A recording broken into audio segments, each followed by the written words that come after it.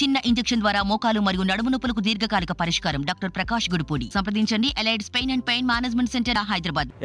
ఏపీలో 2024 ఎలక్షన్స్ దగ్గర పడుతున్నటువంటి సమయంలో అధికార వైసీపీ కూడా అభ్యర్థుల జాబితాలను కూడా అంతే శరవేగంగా విడుదల చేస్తున్నటువంటి పరిస్థితి ఉంది. ఈ నేపథ్యంలోనే అయితే ఫస్ట్ జాబితాకు సంబంధించి ఇటు జీడీ నెల్లూరు నియోజకవర్గానికి సిట్టింగ్ ఎమ్మెల్యేగా డిప్యూటీ సీఎంగా కొనసాగుతున్నటువంటి నారాయణ స్వామిని చిత్తూరు ఎంపీగా అనుకున్నారు. అయితే తిరిగి ఆయన పట్టుబట్టడంతో జీడీ నెల్లూరే మల్లో జాబితాలో విడుదల చేస్తూ జీడీ నెల్లూరు అభ్యర్థిగానే ప్రకటించడం జరిగింది. ప్రస్తుతం మనతో పాటు మాట్లాడడానికి ఆంధ్రప్రదేశ్ డిప్యూటీ సీఎం నారాయణ స్వామి గారు ఉన్నారు. సార్ నమస్తే. చాలా సంతోషంగా ఉన్నట్టున్నారు. మొత్తం మీద పట్టుబట్టి జగన్మోహన్ రెడ్డికి తిరిగి జీడీ నెల్లూరు అభ్యర్థిగా తెచ్చుకున్నట్టున్నారు. నిజంగా నాకు ఆరాధ్య దైవం రాజశేఖర రెడ్డి గారు, ఆయన కుమారుడు జగన్మోహన్ రెడ్డి గారు. 75 సంవత్సరాల రాజకీయ చరిత్ర చూస్తూ వస్తా నాకు దాదాపు ఇప్పుడు 40 సంవత్సరాలుగా నాకు 72 అవుతున్నది. ఈ 40 సంవత్సరాల రాజకీయం ఏమిటి అనేది నేను పూర్తిగా అవగాహన చేసుకున్నా. నా నీతికి నిజాయితీకి నిలబడ్డాను కాబట్టి రాజశేఖర రెడ్డి నన్ను ఎమ్మెల్యే చేసేంతవరకు నిద్రపోలా. మళ్ళీ ఆయన కుమారుడు జగన్మోహన్ రెడ్డి గారు రావటం జరిగింది. ఆయన న్యాయంగా కేసులు పెట్టి ఆయన పైన చంద్రబాబు నాయుడు, సోనియా గాంధీ ఒకటి జైలుకి పంపించింది. ఇంకా అవంతా మీకు తెలుసు. ఆయన రిజైన్ చేసిన రోజు నేను రిజైన్ చేసిన. అప్పటి నుంచి ఆయనతో కలిసి ప్రయాణం చేశా. అది కూడా ఎట్టంటే నాకు ఎవరు ఈయనట్టు జగన్మోహన్ రెడ్డి ఫస్ట్ ఇక్కడ కిరణ్ కుమార్ రెడ్డి ముఖ్యమంత్రి, చంద్రబాబు ముఖ్యమంత్రి పనిచేశారు. ఇటువంటి జిల్లాలో ఇది మీకు తెలుసు, మన జిల్లా కథ. పెద్ద పెద్ద ఎమాహమీలు ఉంటే కూడా నన్ను జిల్లా అధ్యక్షుడు చేశారు. అప్పుడు అందరూ నన్ను ప్రేమతో కలుపుకున్నారు. జరుగుతూ ఉండింది. మళ్ళీ మన పెద్దిరెడ్డి రామచంద్రరెడ్డి కూడా పార్టీలో రావటం, అన్నీ కూడా పిఎల్ఆర్లో నిలబడటం, అక్కడ ఫంక్షన్లు ఏది చేసినా ఆయనే భరిస్తామని చేసుకుంటూ వచ్చినాము. నేను అందరితో బాగానే కలిసి పని చేసుకుంటూ పోయినా. ఇంత లోపల మనకి ఎలక్షన్ వచ్చింది 2014. అప్పుడు జగన్మోహన్ రెడ్డి గారు నన్ను సత్యవేడకు పొమ్మన్నారు. ఇది వాస్తవం, ఆయన కూడా తెలియాలని చెప్తున్నారు. ఆ రోజు రాజశేఖర రెడ్డి గారు ఆయన ఉన్నప్పుడు, ఆయన చనిపోయిన రోజు కుతులమ్మని ఆమె నా కడుపు ఆయన చనిపోతే నా కడుపు ఎట్టగాలింది అట్ట కాలిందని రాజశేఖర రెడ్డిని ఆమె చెప్తే నేను రియాక్ట్ అయ్యి పెద్ద న్యూసెన్స్ క్రియేట్ చేసిన. ఆ మాట చెప్పిన జగనన్నకి, నాకు సత్యవేడు వద్దు సార్, నాకు ఇక్కడనే కావాలా, బైప్రికేషన్ అయింది, ఇది నా నియోజకవర్గం, నేను సమితిలో నిలబడ్డాను, పెద్ద మెజార్టీ గెలిచాను, నాకు మనుషులు ఉండరు, మొత్తం నాకు కావాల్సిన బంధువులు సార్, వేరే వాళ్ళు కూడా కాదు, అందులో అప్పర్ కమ్యూనిటీ నాతో ఫ్రీగా ఉండరు, ప్రేమగా ఉండరు. ప్రేమగా లేకపోతే నేను గెలవను కదా ఫస్ట్ నుంచి కూడా. ఎంతసేపు రెడ్డి కమ్యూనిటీ రెడ్డిలో లేకపోతే నేను గెలవనని కూడా చెప్పిన. ఎదురుగుప్పులో వాళ్ళే కదా నాకు నిలబడేది. ఎస్సీ రెడ్లు గట్టిగా కమ్యూనిటీ ఎక్కువ ఉంటే అక్కడ సపోర్ట్ చేస్తే గెలిచిన, అందులో పెద్ద మెజార్టీ గెలిచిన 14 ఇస్తే. ఆయన ఆ మాటతో కూడా నువ్వు ఇక్కడనే పోయి నిలబడిపో అనేసినాడు. ఇది జరుగుతా వస్తా వచ్చింది. 2019లో కూడా ఇంకా నేనండి ఇది జరుగుతా వచ్చింది. అప్పుడు 14లో మనకు గవర్నమెంట్ రాలా. అప్పుడు ఎవరు కోవట్లు ఉండరో చంద్రబాబు దగ్గర ఉండే కోవట్లంతా మన జగనన్నతో మాట్లాడి టికెట్లు తీసుకున్నారు. ఆ 23 కరుడు కట్టిన కోవట్లు, వాళ్ళకి జ్ఞానం కాదు, మనసు లేని కోవట్లు. పదవి కావాలని జగనన్న గెలిచిపోతాడు, ప్రపంచంలో బ్రహ్మాండంగా ఉండదు, గెలిచిపోతాడని వచ్చి చేరినారు. ఎప్పుడు 67 వచ్చిందో చంద్రబాబు దగ్గర లబ్ధి పొందిన వాళ్ళు, ఆయన సంఖ్య నాకిన వాళ్ళందరూ మళ్ళీ ఎన్నిక వెళ్ళిపోతారు. ఎందుకంటే డబ్బుల కోసమో లేకపోతే భూ ఆక్రమణ కోసం, మంత్రుల పదవి కోసం పోయిన వాళ్ళు గమనించకుండా మళ్ళీ వాళ్ళు కలిసి జగనన్నని తిట్టే కార్యక్రమాలు చేశారు. ఇవంతా చూస్తూ వచ్చినప్పుడు ఏమిటి వ్యవస్థ ఎంత గందరగోళం ఉండదు, ఎందుకు వచ్చింది జగన్మోహన్ రెడ్డి గారికి, హ్యాపీగా ఉండొచ్చు కదా, లేకపోతే ఎట్ట పెంచినాడు వాళ్ళ నాయన వాళ్ళమ్మ, ఈ కష్టం ఎందుకని మాత్రం నేను ఫీల్ అయినా. ఇంత లోపల మళ్ళీ 19 వచ్చింది. నేను ఏ రోజు కూడా 19వ తేదీ కానీ 19 కానీ 14 కానీ 14లో అది జరిగిన ఇన్సిడెంట్ చెప్పినా నాకు వచ్చింది. మళ్ళీ 19లో ఎమ్మెల్యేకి ఇచ్చాను. ఎక్కడ కూడా ఎస్సీలు 1కి 3, 4 పర్యాలు ఎక్కడ గెలవరు. కారణం ఏమంటే అది రకరకాల ఇప్పటి వరకు నేను మాది కూడా చెప్పేస్తాను, నాకు ఏమైనా జరిగిపోయి 19 ఎలక్షన్లు ఇచ్చారు. ఒకటి మాత్రం చెప్తుండా, ఆయనకి బాగా తెలుసు నా గురించి. ఆయన నువ్వు డబ్బు పెట్టుకుంటావా అని అంత అంత అబద్ధాలంతా ప్రచారం చేస్తారు. నాకు 3 బిడ్డలు సాక్షిగా మిథున్కి తెలుసు, వాళ్ళ నాయనకి తెలుసు, జగనానికి తెలుసు. నువ్వు ఎంత పెట్టుకున్నావని కూడా అనే మాట ఎవరు చెప్పలే నాకు. ఒకవేళ నువ్వు డబ్బు పెట్టుకుంటావని అడుగుంటే నాకు సీటు వద్దని ఉంటా, ఎందుకంటే వ్యవస్థ అట్టుండదు. సరే, అన్ని రకాలుగా నాకు ఉపయోగపడినాడు, నన్ను ఎమ్మెల్యే చేశారు. నేను ఎమ్మెల్యే వరకే ఆశపడ్డాను, ఎందుకంటే ప్రజలకు నా నియోజకవర్గంలో సేవ చేద్దాం. మళ్ళీ ఆయన ఎందుకో నన్ను మళ్ళీ మంత్రి చేశాడు, మళ్ళీ ఉప ముఖ్యమంత్రి చేశాడు. మళ్ళీ ఉప ముఖ్యమంత్రి చేసేది గమ్మున వదలకుండా రాష్ట్రపతి వచ్చినా చేపర్లో పంపించాడు. ఆయన ఎప్పుడు వచ్చినా హెలికాప్టర్లో తీసుకుని పోయేవాడు. ఆ అఫెక్షన్ చూసి జీవితాంతరం నాకు ఏమైనా జరగని ఆ కుటుంబానికి తప్ప వేరే కుటుంబానికి నేను తల వంచకూడదని ఒక నిర్ణయానికి వచ్చిన. అప్పుడే సరే అప్పుడు వేయలేదు, అది కూడా చెప్తున్నా. అమ్మ ఒడి అని పెట్టినప్పుడు ఈ అమ్మ ఒడిని గురించి నాకు బాగా అర్థమైంది. మా నాయన మా అమ్మ చదువుకోలే, వాళ్ళకి భూములు లేవు. మేము చదువుకోవాలనుకుంటే మా మేనమామ దగ్గర బతికినా, ఆయన పెంచినాడు నన్ను. చదువుకు పోవాలంటేనే మాకు డబ్బులు ఉండవు. గుడ్లు కూడా ఎత్తుకున్నాను. ఒక డ్రాయర్ ఒక షర్ట్తోనే నేను ఒక సంవత్సరానికి ఒక డ్రాయర్ ఒక షర్ట్ ఎత్తుకొచ్చేస్తే అదే చాలు. ఎందుకు గుడ్స్ ఇంట్లో ఉండేవాళ్ళు కదా.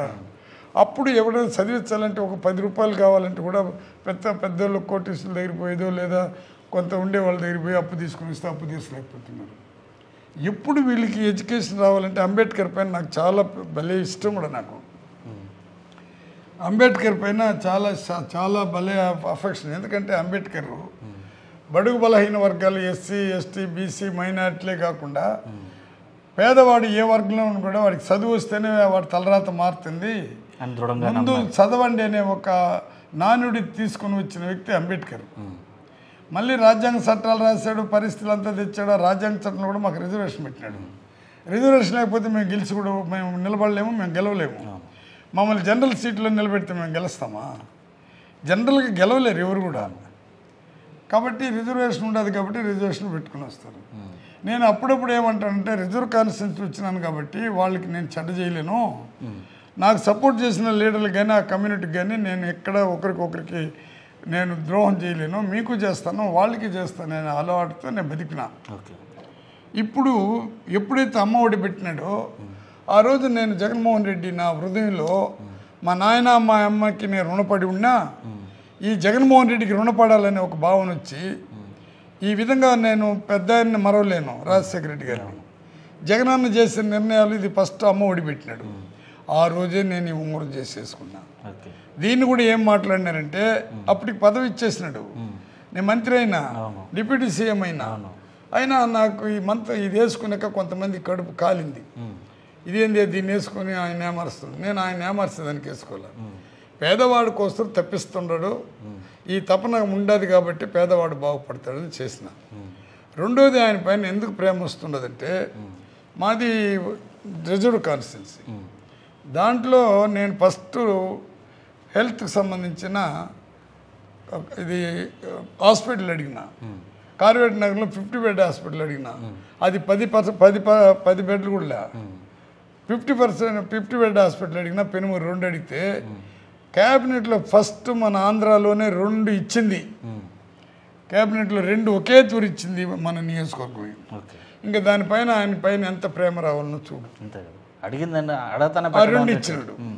మళ్ళీ ఏం చేసినా ఎన్టీఆర్ జలాశయం, కత్తిరిపల్లి జలాశయం, దాన్ని పట్టుబట్టిన 2 సైన్ చేశాడు. ఒకటి స్టార్ట్ అయింది, ఒకటి ఇంకా టెండర్లు ఎత్తినారు, వాళ్ళు ఎందుకు ఇంకా రాలేదు, అదేదో ల్యాండ్ ఎక్విజిషన్ కొంచెం చిన్న ప్రాబ్లం ఉండదని అది స్టార్ట్ కాలేదు.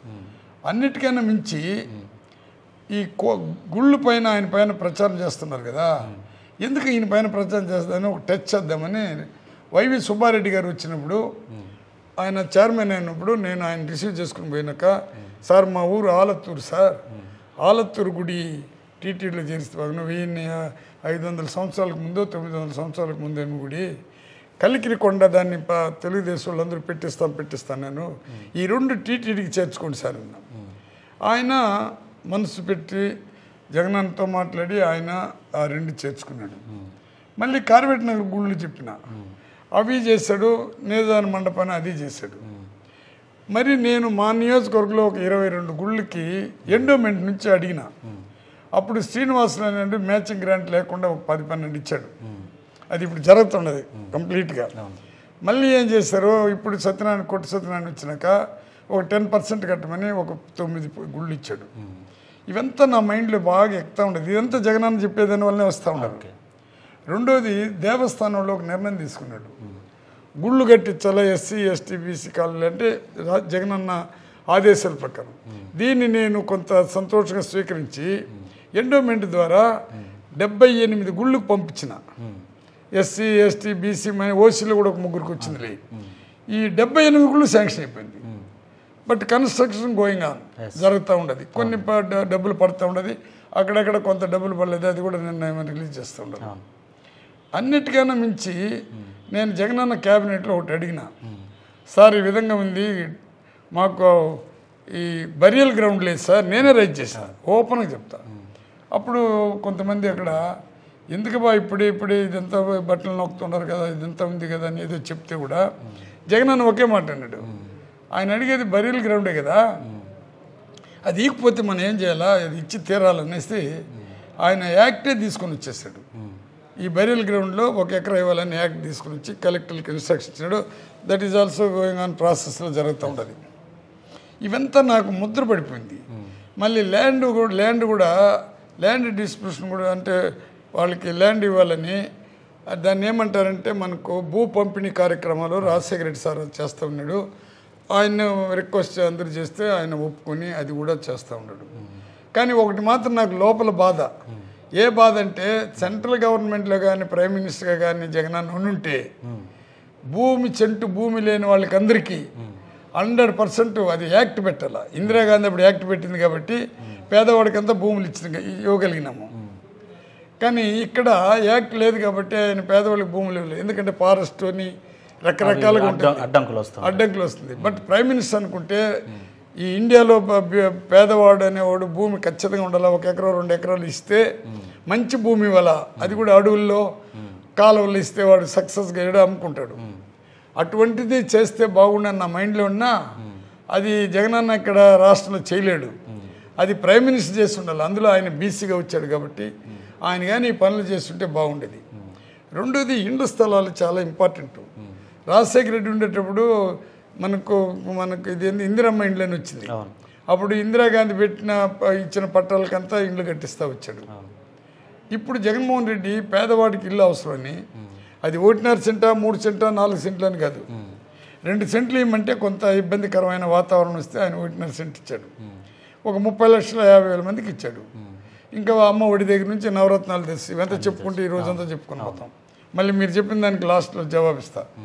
ఇవంతా శ్రీరామ రక్ష మాదిరిగా ప్రతి కుటుంబానికి అది ఓసీలు ఉంటే కూడా అర్హత ఉంటే ఇస్తూ ఉన్నాడు.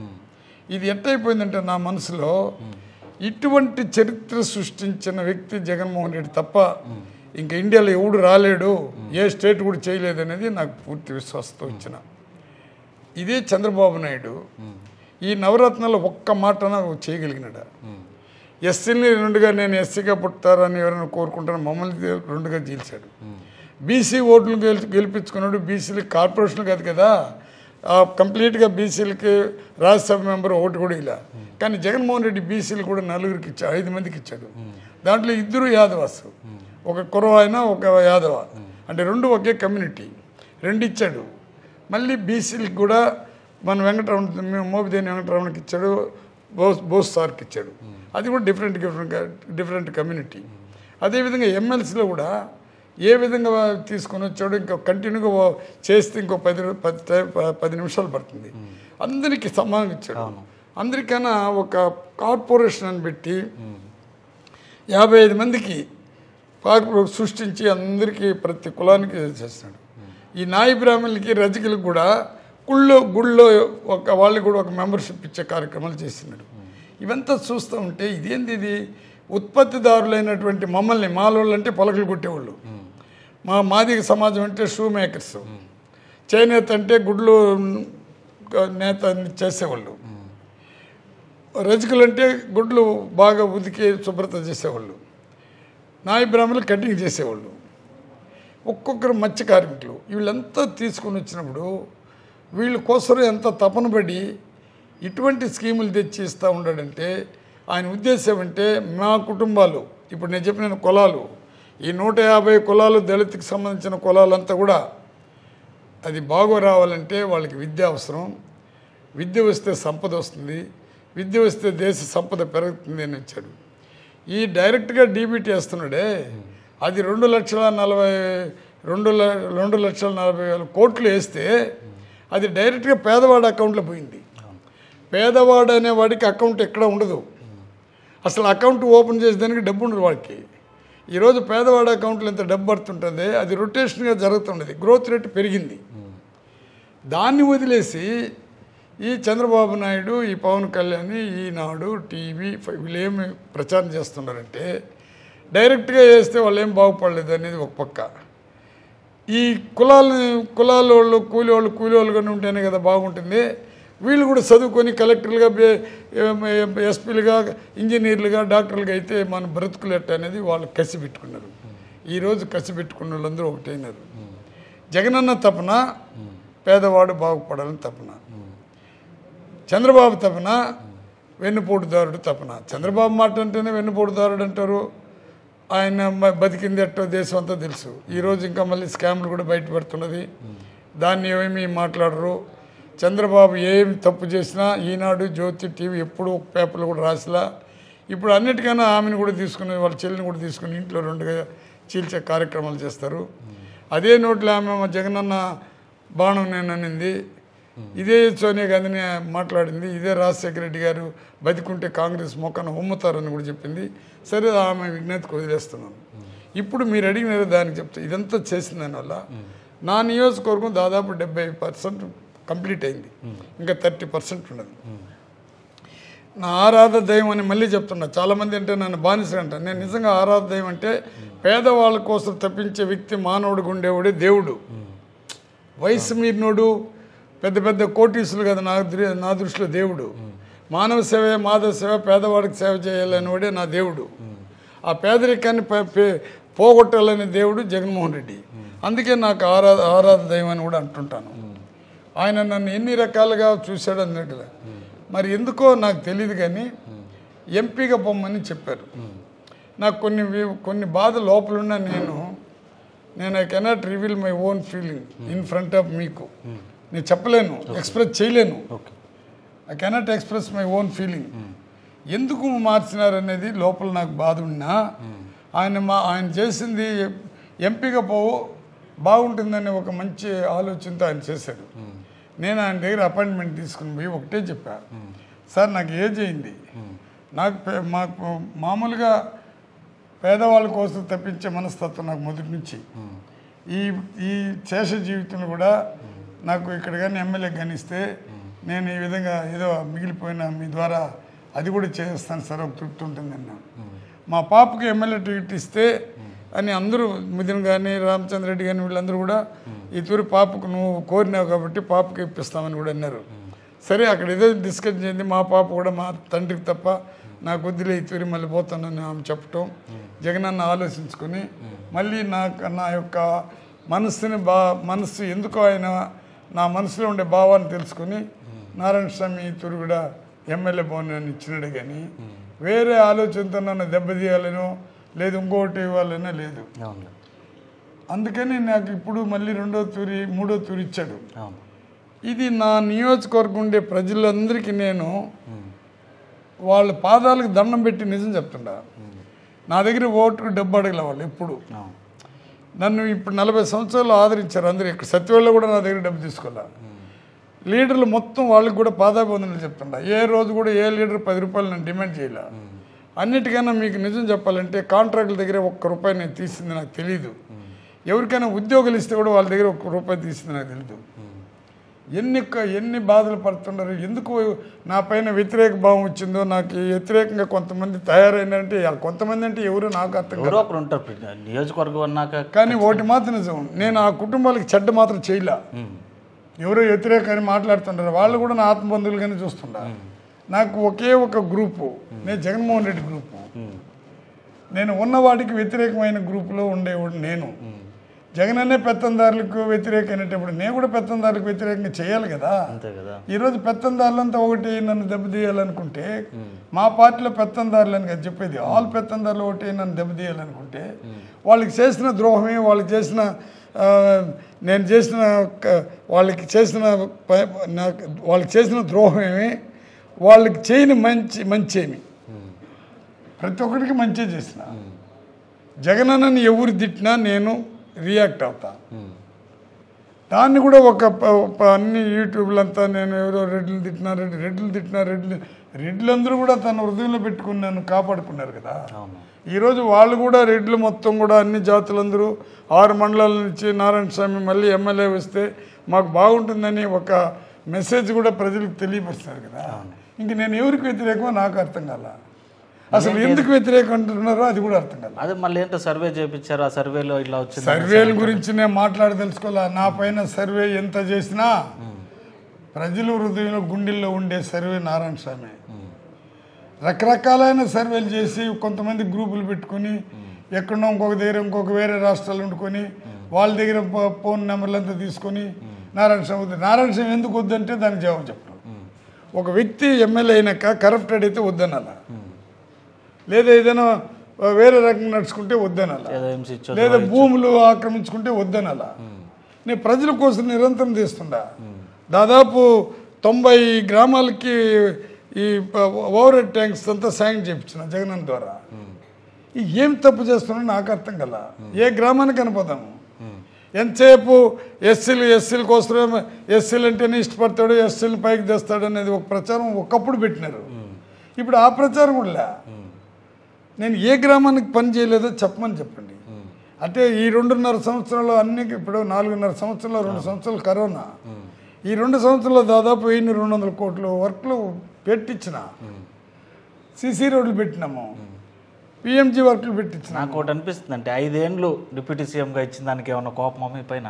అది నాకు తెలియదు, ఆయనకి ఎందుకు కోపం ఉంటుంది. ఈ పోనీ డిప్యూటీ సీఎం ఇచ్చినాక నేనేమైనా గర్వపడి తల పైకెత్తుకొని ప్రజల్ని హింసించుంటే అది బెస్టే, లేదా ఎక్కడైనా భూములు ఆక్రమించుకుని ఉంటే తప్పే. నేను ఏం తప్పు చేసినానని ఎందుకో కొంతమంది అంటే ఒక 4 కుటుంబాలు 5 కుటుంబాలు నా పైన ఆడిపోయి వాళ్ళకి ఏం తెలుస్తుంది పాపం. విజయవాడలో ఉండే వాళ్ళకి ఏం తెలుస్తుంది. ఎవరినో మొన్న 4 పెట్టినారు, నారాయణ స్వామి ఆయన ఎంపీగా పోతే బాగుందని పెట్టినారు. వాళ్ళు ఎందుకు పెడుతున్నారో నాకు అర్థం కాల. పోనీ వాడి క్యారెక్టర్ బాగలేదు, వాడు లంచాలు తీసుకున్నాడు, మాకు పదవులు ఇచ్చినప్పుడు ఇంత డబ్బు తీసుకున్నాడు, కారణమే నాకు తెలియలే, ఇప్పటికి కూడా తెలియదు. ఎక్కువగా మాట్లాడితే నువ్వు ఏం స్టేట్మెంట్లు ఇవ్వద్దు అంటారు. నేను వాళ్ళతో మాట్లాడదాం లేని పోతారు, మళ్ళీ మాట్లాడతా. అసలు ఒకటి మాత్రం నిజం, జగనన్నకి నిజంగా జగనన్న పార్టీలో ఉండేవాళ్ళు నా పైన వ్యతిరేకంగా మాట్లాడేవాళ్ళు జగన్మోహన్ రెడ్డిని, చంద్రబాబు నాయుడు, TV5, పవన్ కళ్యాణ్ ఇట్లా తిడుతున్నారు కదా. ఈ పెద్ద పెద్ద సోకాల్డ్ బిగ్ లీడర్స్ చంద్రబాబుని ఎప్పుడైనా విమర్శించారా? ఆ ఒక్క పాయింట్కి జవాబు చెప్పమంటున్నారు. విమర్శించంటే జగనన్న చేసే మంచి కార్యక్రమాలని ప్రజల దృష్టి తీసుకొని పోయి, చంద్రబాబు నువ్వు ఉండేటప్పుడు ఏం చేయలే, జగనన్న వచ్చినాక ఇది చేసినాడని ఒక్క స్టేట్మెంట్ ఇచ్చారా? మిమ్మల్ని అడుగుతుండా ఒక్క స్టేట్మెంట్. నేను ప్రతిరోజు జగనన్న చేసే మంచి పథకాలు కాబట్టి చెప్తుండా. జగనన్న కూడా ఈ నవరత్నాలు చేయలేదనుకో, నేను డెఫినెట్గా గమ్మున వింటా. నేను పార్టీకి వ్యతిరేకంగా మాట్లాడిపోయినా నా పాటు నేను గమ్మున అంటే జగనన్న వచ్చినాక ప్రతి కుటుంబం సుఖపడుతుండది, ప్రతి కుటుంబం ఆకలి లేకుండా సంతోషం ఉండరు. ఒకప్పుడు ఆకలితో అల్లాడిపోయేవాళ్ళు, ఈరోజు ఆయన వేసే పథకాలకి ఆకలి అనేది తెలియలే. ఇంకేం చేయాలి నేను? సో మార్పు జరిగినా కూడా తిరిగి మీరు అనుకున్నదే జరిగినప్పుడు కూడా ఇంకా ఓర్చుకోలేకపోతే, నేను అనుకున్నది జరిగిందని గర్వపడలే. నేను చనిపోయేంత వరకు ప్రజలతో మమేకమాల. ఎంపీగా పోతే మనం ప్రజలకి అందుబాటులో ఉండవు. ఎంపీగా ఉండేవాళ్ళు ఎవరు బావాలనో మీకు తెలుసు. అక్కడ పోయి నాకు ప్రజలకు అందుబాటులో లేనప్పుడు మానసికంగా బాధపడేదానికన్నా నాకు ఇది ఏమన్నా, నేను ఎంపీగా పోను, మీ మాట విన్నాను ఆయనతో చెప్పలా. అతను ఒక దేవుడి దగ్గర కూడా పోయి టెంకాయ కొడతాము, కోరికలు కోరుకుంటాము. ఈ మానవుడిగా పుట్టిన దేవుడిని నేను కోరుకున్నా, నాకు ఏం డిస్క్వాలిఫికేషన్ అన్నా, రకరకాలుగా యూట్యూబ్లో ఫేస్బుక్లో మనకు కాని వాళ్ళు ఒకే కుటుంబం ఉంటే కూడా దేశం అంతా పోయి చెప్పిస్తారు కదా. అమెరికాలో దగ్గర ఉండే వాళ్ళ దగ్గర కూడా వాళ్ళకి అక్కడ బాగుంటే వాళ్ళ దగ్గర కూడా చెప్పిస్తారు. వాళ్ళకి నేను ఏం శత్రువు చెప్తే కదా వాళ్ళు ఇంకా మానుకోలే వాళ్ళు. అది నాకు తెలీదు, మానుకున్నారో మానుకోలేదో వాళ్ళకి దండం పెట్టే కార్యక్రమం చేస్తూ ఉంటా. ఓకే, వాళ్ళు నా ఆత్మ బంధువులని చూస్తూ ఉంటా. వాళ్ళు కూడా జగనన్న ఫ్యామిలీ మెంబర్స్ అని ఆలోచిస్తుంటా. ఇంక దీనికి మించి నేనేం చేయాలా? సరే, ఇక్కడ ఫుల్ స్టాప్ పెట్టేద్దాం. ఇంకా జాబితాలు ఉన్నాయి కదా, మళ్ళీ ఏమైనా చేంజెస్ జరిగే పని లేదు కదా? నాకు తెలీదు జగనన్న విషయంలో. సో ఎన్నికలు దగ్గర పడుతున్నాయి, తిరిగి ఇదే నియోజకవర్గ అభ్యర్థిగా ప్రకటించడం జరిగింది. ఎలా కొద్దిగా వ్యతిరేకత ఉన్నా కూడా నాకు పూర్తిగా వ్యతిరేక అనే వాళ్ళు ఎవరు లేరండి. నేను చెప్తున్నాను, ఇప్పుడు వచ్చిన లీడ్ కన్నా తక్కువ లీడ్ వస్తే నేను నిజంగా ప్రజలకు సేవ చేయలేదని మాత్రం నేను బాధపడతా.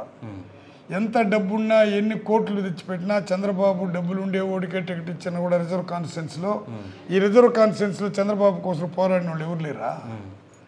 ఎవరినో ఒకరిని మెడ్రాస్ నుండి ఎవరినో పాకాల నుండి ఎవరినో ఢిల్లీలో ఉండేవాడిని తీసుకుని వచ్చి పెట్టా. ఆ అబ్బాయి పైన నేను ఎస్సీల పైన ఇంతవరకు ఎప్పుడు స్టేట్మెంట్ ఇలా. అతను కూడా ఎట్ట వచ్చినాడు, వాళ్ళ నాయన ఎట్టు ఉన్నాడు నాతో కూడా, అతనికి ఎట్ట సర్టిఫికేట్లు ఇచ్చినారు. ఒక తూరి అతను సింహాలోచన చేసుకోమంటుండ. మానవత్వంతో అతను వచ్చింది నేను తెరవేసినాను. డబ్బు ఉండదు కాబట్టి నేను గెలుస్తానంటే నేను ప్రజలకు సేవ చేయాలని వస్తుండవా, డబ్బుతో గెలవాలని వస్తుండవా? నాకు డబ్బు లేకనే ఇప్పుడు 40 సంవత్సరాలుగా నేను సమితి ప్రింట్ అయినాను, ఎమ్మెల్యే అయినాను, మంత్రులు కూడా అయిపోయినాను కదా. ఇంకెందుకు నాకు పెద్ద ఆశ? డిప్యూటీ సీఎం అయినాక ఇంకెవడు వచ్చినా నా వెనకాలనే కదా. లేదా చంద్రబాబు ఎస్సీలుగా నేను పుడతాననేటప్పుడే, ఎవరైనా పుడతారనేటప్పుడే నిజంగా పార్టీకి చదువుకున్నవాడు అంట, బాగా చదివినాడంట, డబ్బులు కోటీసుడంట, నిజంగా అంబేద్కర్ భావాలు ఉండేవాడైతే, యేసుప్రభు ఆలోచన ఉండేవాడైతే, యేసుప్రభు భక్తుడు అతను యేసుప్రభు భక్తుడే, నేను లేదనలా. కానీ ఎస్సీగా వచ్చేటప్పుడు సర్టిఫికేట్లు మార్చి తీసుకున్నా. దాంట్లో కూడా నా పాత్ర ఉన్నది. అతను చిన్నప్పుడు సర్టిఫికేట్ మార్చి ఇచ్చేది కూడా నేనే. చదువుకోవాలంటే ఎందుకంటే ఎస్సీలే కదా ఎక్కువగా క్రిస్టియన్లు పోతారు. ఆ అబ్బాయి అంటాడు నన్ను తరం కొట్టేసినాడంట. సావులకు పోయి 200 300 ఇచ్చి అక్కడ మంది మొన్న అయితే నిన్న ఎలక్షన్ ఏమైంది 200 చీర. మీకే తెలుసు. ఆ చీర మందు తీసుకుని మాకు చీరలు లేదని తిట్టుకుని పోయిన వాళ్ళు ఉండరు. ఇట్టటి పనులు నేను చేయలేను. నేను ఓటర్లకు డబ్బు ఇవ్వలేను, దండం పెట్టిపోతా. నా సర్వీస్ వాళ్ళకి ఉపయోగపడుతుంటే నన్ను కాపాడతారు. నేను నిజంగా సర్వీస్ చేయకుండా ఉంటే నన్ను ఇన్ని పర్యాలు తీసుకొని వస్తారా? ఏ ఇంటికి ఏ కులానికి నేను చెడ్డ చేయలేదే. ఇంక ఇవంతా చెప్పుకొని పోతుంటే బాధేస్తున్నది. 3వ తూరి ఎమ్మెల్యే అయ్యేది భగవంతుడికి ఇష్టం, జగనన్నకి ఇష్టం, పెత్తందారులకు ఇష్టం లేకపోతే దాన్ని నేనేం చేసింది? ప్రజలు ఉన్నారు, ప్రజలు ఎప్పుడు నా వెనకాలే ఉంటారు. దాంట్లో ఇప్పుడు ఏం చేస్తారు? ఎస్సీ పిల్లకాయలని ఇదే థామస్ అనేవాడు కమ్మ కమ్యూనిటీలో చనిపోతారు. అక్కడ పోయి 200 300 ఇవ్వచ్చు కదా. ఇదే కమ్మ సమాజానికి సంబంధించిన నాతో బాగున్నారు కదా. వాళ్ళు ఏమి నా పైన స్టేట్మెంట్లు కూడా ఇవ్వలేదు కదా. మరి నువ్వు రెడ్ల కమ్యూనిటీలో ఎవరైనా చనిపోతే పోయి 200 200 ఇంకొక కమ్యూనిటీలో ఎవరైనా ఇస్తే చనిపోతే నేను డబ్బుతో గెలుస్తానని వచ్చేవాడు ప్రజలకు సేవ చేస్తాడా? అసలు నువ్వు ఏం సేవ చేస్తావు అది వదిలేసినాడు. నన్ను ఎట్ట మాట్లాడితే అట్ట తిట్ట కార్యక్రమాలు చేస్తున్నాడు. నేను ఒక తూరి మళ్ళీ చెప్తున్నా, నేను ప్రతి గ్రామానికి పోయి నా బాధలు చెప్పగలిగితే తిరగలేడు ఎక్కడ. అంటే అతను తరివేవాలని నా ఉద్దేశం కాదు. ఎవడో ఒకటి నిలబడతాడో, రిజర్వ్ కాన్స్టిట్యూన్సీ ఎవడు నిలబడతాడో వాడు ప్రేమను సంపాదించుకొని ప్రజలతో ప్రేమ మమేకమయ్యి నేను అడగ తినేదానికి పోయినాను, ఒక డాక్టర్ అయినాను, అక్కడ ఏదో క్లినిక్లు పెట్టుకున్నాను, అక్కడ నా వ్యక్తిగతానికి ఇంకా ఆయన వ్యక్తిగత జీవితాన్ని అంతా నేను తెరవలేను. నాకు ఎక్కడెక్కడ ఎస్సీలో నా ఇంట్లో కూడా ఒకటి స్టేట్మెంట్లు ఇచ్చినాడు. వాడు ఎందుకు ఇచ్చినాడో నాకు అర్థం కదా. వాడు బాగుపడాలని కోరుకుంటుండా. వాడు ఎవడో కదా మా చెల్లి కొడుకు ఇచ్చాడు. అవును, ఏంటి రమేష్కి నాకు తెలీదు. వాడు నా సొంత చెల్లి కొడుకు, వాళ్ళది పడకంటిపల్లి, వాళ్ళు పాదిరూపులో ఉన్నారు. నేను దత్తుకు తీసుకొని వచ్చి నేనే మా ఇంట్లో పెట్టుకున్నాము. వాళ్ళమ్మ అంటే నాకు ప్రాణం. ఈ పిల్లకాయలు నా దగ్గర చదువుకొని పైకి వచ్చిన వాళ్ళే. వాడికి ఏమి వచ్చిందో వాడు ఏమి ప్రచారం చేస్తుంటే నా పైన వాడు చేసిన బిల్లులు నేను నిలిపేసిన అంటాడు.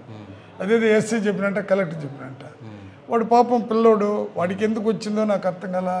ఆయన ముసలోడు అయిపోయినాడు, మా మామ అంటాడు. నన్ను మామ అనే అర్హత కూడా వాడికిలే. నా క్యారెక్టర్ గురించి మాట్లాడే అర్హత వాడికిలే. ఎందుకంటే అక్కడ కొంత ఇబ్బంది, అది కూడా నిన్న పేపర్లంతా చూసి ఉంటారు. అవి ఎవరో డబ్బులు ఇచ్చిన వాళ్ళు ఏమర్చింది పేపర్లంతా నిన్న కూడా రాసినాను. నేను కూడా వాళ్ళ గురించి మాట్లాడి తెలుసుకున్నాను. కరప్షన్ అంటే వాడికి కూడా కాకుండా ఉంది.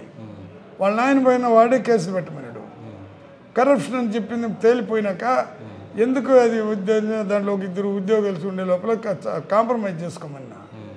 మరి వాడికి నేను ఇప్పుడు కూడా వాడు మా చెల్లి కొడుకు అంటాను కానీ బయట వాడు బాగుండాలా, వాడు మంచిగా పోవాలనుకుంటా. ప్రతి మాలపల్లికి పోతాడంట, మనమంతా ఒకటి ఉండాలంట. నన్ను వదిలేసిపోయే మాలపల్లి మాది పల్లెలు ఉండవు. వీడు తపస్సు చేసినా వీడు చంపాల్సిన డబ్బంతా ఎత్తి అక్కడ పెట్టినా కూడా వాడికి కూడా వర్క్లు ఇచ్చిన దానిపైన కూడా నాకు కొంత నిందలు వచ్చింది. వాడికి రేపు ఇంకోటి కూడా చెప్పొచ్చు. వాడు నోటికి వచ్చినట్టు నా పైన ఇంక 1,00,000 చెప్పొచ్చు. ఆరోపణలు చేస్తుంటే ఎన్నైనా చేయొచ్చులే. వాడు ఎందుకు ఆరోపణ చేస్తున్నాడు దానికి చెప్పడు. ఎవరితో బతికినాడు, ఎవరితో ఉన్నాము అని వాళ్ళ చెల్లి కష్టపడుతూ ఉండింది. నేను భూములు తీసినాక వాళ్ళ చెల్లి మా చెల్లి మా బామరిది ఒక్క మాట అన్నాడు. మా చెల్లెళ్ళు నా ఎదురుకు నిలబడరు. అట్టటి వాళ్ళు మైండ్ కూడా విషం పోసి కలిపేసి వాళ్ళ దగ్గర స్టేట్మెంట్లు వస్తే వీడికి ఏం వస్తుందో నాకు అర్థం కాల. ఇది జరుగుతుండదు. అందరూ ఏమంటారు వాళ్ళ కుటుంబంలోనే తగరలు వచ్చాయి. ఏంది నా కుటుంబంలో తగరలు వచ్చేది? నేను నా బిడ్డలకైనా కూడా వాళ్ళని బాగా చూసా. నాకు 3 ఆడబిడ్డలైనా ఆ బిడ్డలకైనా కూడా వాళ్ళనే బాగా చూసినా. ఎందుకు ఇట్లా వాడికి మనసు ఎందుకు చెల్లించిందో, ఎందుకు పాయిజన్ వచ్చిందో భగవంతుడు తెలియాల, భూదేవి తెలియాల. నేను చచ్చేంత వరకు వాళ్ళ కుటుంబానికి చెడ్డ మాత్రం చేయను.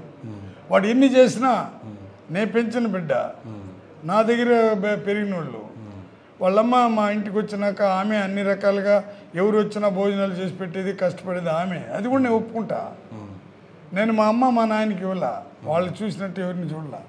ఇంకా వాళ్ళు ఆ విధంగా నెరేట్ చేసుకున్నారంటే భగవంతుడు ఉన్నాడని నాకు, మానవుడే భగవంతుడని నమ్మేవాడు నేను. నిజంగా భగవంతుడు ఉంటే నా పైన పెళ్ళిన వాళ్ళకి అందరికీ వీళ్ళకే రకరకాలైన పనిష్మెంట్లు వచ్చి ఉండాల. ఆ పనిష్మెంట్ దేవుడు ఎప్పుడు ఇస్తాడో నాకు తెలియదు. నే కానీ వాళ్ళకి ద్రోహం చేస్తుంటే డెఫినెట్గా దేవుడు అని ఉంటే నాకు పనిష్మెంట్ ఇస్తాడు. ఈరోజు నా పైన మాట్లాడేవాళ్ళు ఎవరైనా కానీ ఆ కుటుంబాలకు నేను కానీ ద్రోహం చేస్తుండే, ఆ కుటుంబాలకు నేను ఉపయోగపడకుండా పోయింటే, ఏ కేస్తనుండి వాళ్ళకి నేను ఉపయోగపడిపోతే నాకు దేవుడు పెద్ద పనిష్మెంట్ ఇవ్వమని వాళ్ళ ద్వారా దేవుడిని మొక్కుతుండా. నా పైన అన్యాయంగా చెప్తే వాళ్ళకి పనిష్మెంట్ ఇవ్వద్దు, వాళ్ళ బుద్ధులు మార్చమని దేవుడిని మొక్కుతుండా. Right, thank you. సో ఇంకా ఫుల్ స్టాప్, వీటన్నిటికీ ఫుల్ స్టాప్ పెట్టి సిద్ధం బ్యానర్లు ఎక్కడా కనిపిస్తున్నాయి, మీరు కూడా సిద్ధంగానే ఉన్నారు ఇక్కడ. నేను ఒకటి చూద్దాం, ప్రజల హృదయంలో బ్యానర్ పెట్టుకున్న వ్యక్తి జగన్మోహన్ రెడ్డి.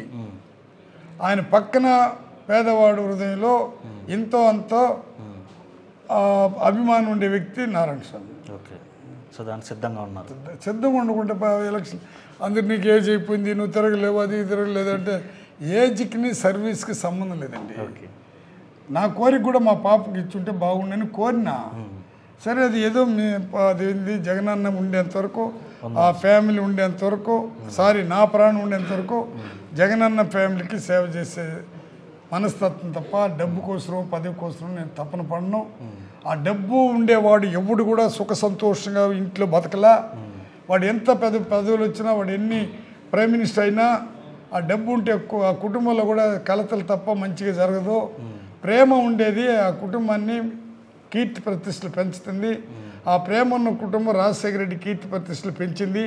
ఇప్పుడు జగనన్న కీర్తి ప్రతిష్టలు ప్రపంచం అంతా పెంచుతుంటే పేదవాడికి సేవ చేసేవాడు ఎవరైనా ఉన్నాయి, వాళ్ళ కీర్తి ప్రతిష్టలు పెంచుతుంది. కానీ మణిదాహం, భూదాహం, పదవి దాహం ఉండే చంద్రబాబు మాదిరిగా ప్రజల నుంచి దూరం కాలేరు. రైట్ సార్, థ్యాంక్ యూ, నమస్తే, ఆల్ ది బెస్ట్. సో అది మొత్తం మీద ఏదైతే తనని వ్యతిరేకిస్తున్నటువంటి వాళ్ళు, అది సొంత వాళ్ళైనా కావచ్చు, మరెవరైనా కూడా కావచ్చు, ఇటు చేస్తున్నటువంటి పనులు ఏదైనా ఉన్నప్పటికీ కూడా వాళ్ళకి చెడ్డ జరగాలని నేను కోరుకోను. వాళ్ళు బుద్ధులు మార్చి తనకి దేవుడు మంచి బుద్ధి ప్రసాదించాలని కోరుకుంటాను. నేను ఎవరికి ఏ ద్రోహము తలపెట్టినటువంటి వ్యక్తి, వీలైనంత వరకు సహాయం చేస్తూ ముందుకెళ్ళినటువంటి వ్యక్తిని మొదటగా జగన్మోహన్ రెడ్డి ఎందుకు ఆలోచించి ఎంపీగా ఎడమన్నారో తనకు తెలియకపోయినప్పటికీ తిరిగి తన అభ్యర్థన మేరకు తిరిగి జీడి నెల్లూరు అభ్యర్థిగానే ప్రకటించడం చాలా సంతోషంగా ఉంది. మరోవైపు షర్మిలను కూడా తమ కూటంలో చేర్చుకొని ఇటు జగన్ పైన ఆరోపణలు చేస్తున్నటువంటి చంద్రబాబు బుద్ధి ప్రజలందరూ గుర్తెరిగారు. ఇంత సంక్షేమం చేసినటువంటి జగనన్నకే తిరిగి పట్టం కట్టేటువంటి ప్రజలు జీడి నెల్లూరులో సైతం మరోసారి తనని ఆశీర్వదించడానికి సిద్ధంగా ఉన్నారని చెప్పి కూడా నారాయణ స్వామి చెప్తున్నటువంటి పరిస్థితి ఉంది. వీడియో జర్నలిస్ట్ అయితే Lokesh reporting for RTV, Puttur. మరిన్ని వీడియోస్ కోసం ఛానల్ ని సబ్స్క్రైబ్ చేయండి, లేటెస్ట్ అప్డేట్స్ కోసం వాట్సాప్ ఛానల్ ని ఫాలో చేయండి అండ్ లింక్ డిస్క్రిప్షన్ లో ఉంది.